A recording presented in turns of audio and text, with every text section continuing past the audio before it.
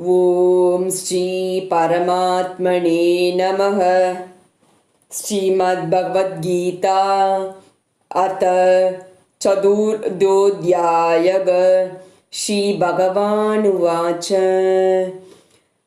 इमं विवस्थित योगं प्रोक्तवाहनमव्ययं विवस्मान्निवे प्रोग मनुरिश्च कविवृत्ति एवं परमाप्राप्तम् इमं राजस्य वियोविदुं सकाले निगमगता योगेनष्ट परन्तप सवयवं यमया देयं योगं प्रोक्ता पुरातनः भक्तोऽसि मे सखां चेते रहस्यं किं तुतुत्तमम्। अर्जुन उवाच अपरं भवतो जन्म परं जन्म विवस्वतः कथमेतद्विजानीयां द्वमादो प्रोक्तवानिति। श्रीभगवानुवाच बहूनि मे व्यतीतानि जन्मानि तव चार्जुन तान्यहं वेदं सर्वाणि न त्वं वेत्य परन्तप।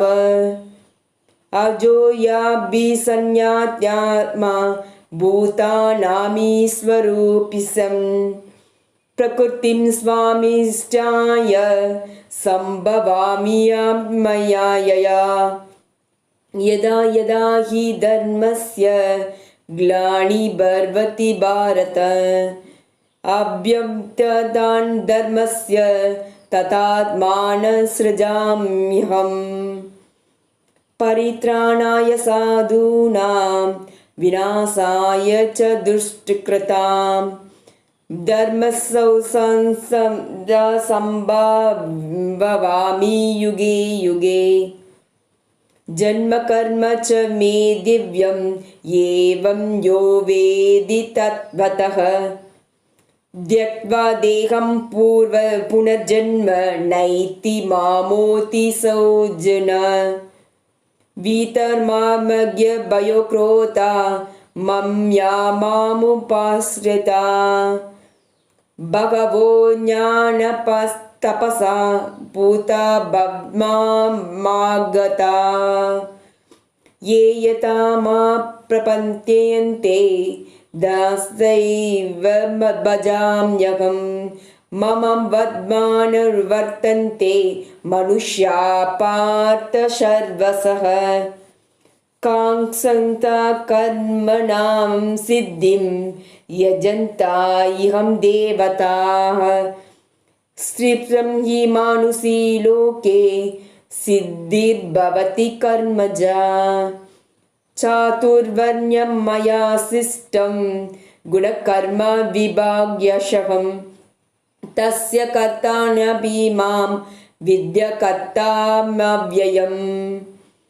न मां कर्माणि लिप्यन्ते न मे कर्मफले स्पृहा इति मायोद्यं जाति कर्माण्यश्चिबयत्यते। एवं ज्ञात्वा कृता कर्म पूर्वसी भूमिषुभिः कुरु कर्मैव तस्मात् त्वं पूर्वपूर्वन्दरं कृतम्। किं कर्म कर्मेति कव्योऽध्यस्त्र मोहितः तत कर्म प्रपश्यामि यज्ञात्वमोद्यसे शुभात्। कर्मणिरपि बोद्धव्यं च विकर्मणः अकर्मणस्य बोधव्यं गगना कर्मणो गतिः।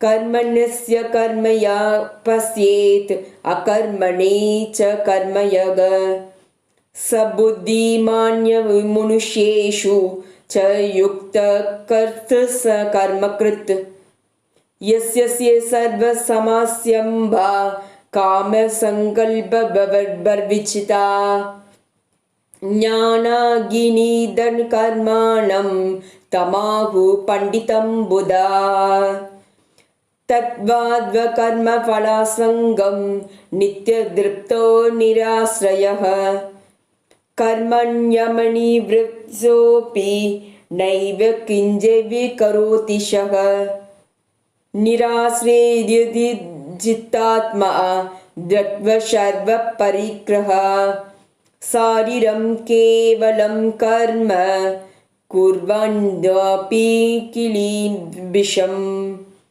यदुर्चाभिलामसन्तुष्टो द्वन्द्वातीतो विमत्सरः समसिद्धान्तसिद्धौ च कृपामि न निभ्यते घटसङ्कस्य मुक्तस्य ज्ञानो विस्थितदेचेतसः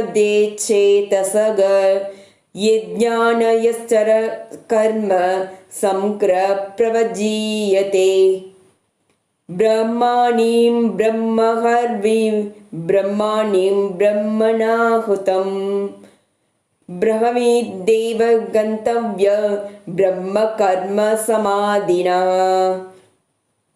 दैवव्याप्रयुज्य योगिनीं प्रयपास्ते ब्रह्माद्वरे परे यज्ञं यज्ञो नैव पूज्यभवति श्रोत्रादीनि निद्राण्यन्ये संयमाग्निषु जुह्वति शब्दादीन्यविषयान्य इन्द्रियाग्निषु जुह्वति सर्वाणीन्द्रियकर्माणि प्राणिकर्माणि चापरे आत्मसंयम योगागणं जुह्वति ज्ञानदीप्तिते द्रव्ययज्ञास्तपो यज्ञा योगयज्ञास्तथा परे स्वाध्यायज्ञानयज्ञरच यत्यय संसिवितवृता अपाने जुह्वति प्राणं प्राणोपानं तथा परे प्राणापानगतिरुद्ध्वा प्राणायामपरायणः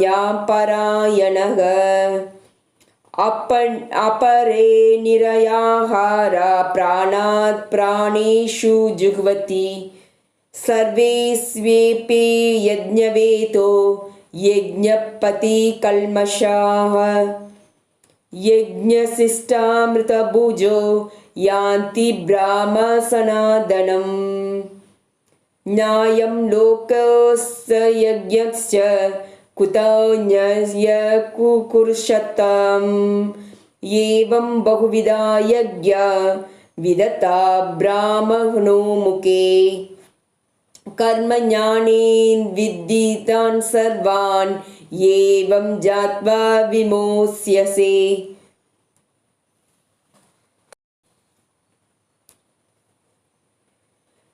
श्रेयान्वदव्यमयाज्ञान्यज्ञः परन्तप सर्वकर्माखिलं पार्थ ज्ञानपरिसमाप्यते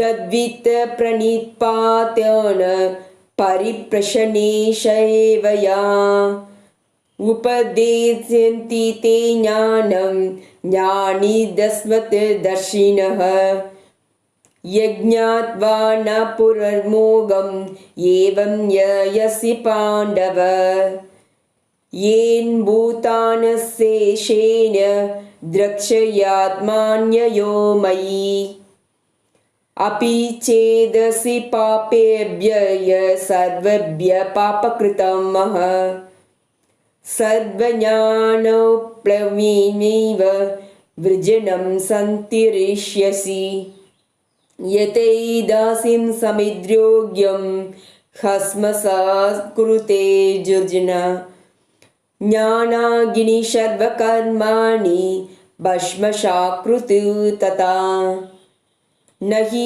ज्ञानेन सदृशं पवित्रमेव विद्यते तत्स्वयं योगसंसिद्ध्य कालेनात्मानि विन्दितः श्रद्धावालभते ज्ञानं तत्पर संयतेन्द्रियग ज्ञानं लब्धा परां शान्तिम् अचिरेणाधिगच्छति अज्ञश्चासद्दानस्य सस्यात्मा विनश्यति नायं लोके न परो न शुकं संशयात्मनः योग्यसन्न्यस्तकर्माणां ज्ञानं संसिञ्चनं संशयम् आत्मवन्तनं न कर्माणि निबध्यन्ति धनञ्जय तस्मानदसंयुतं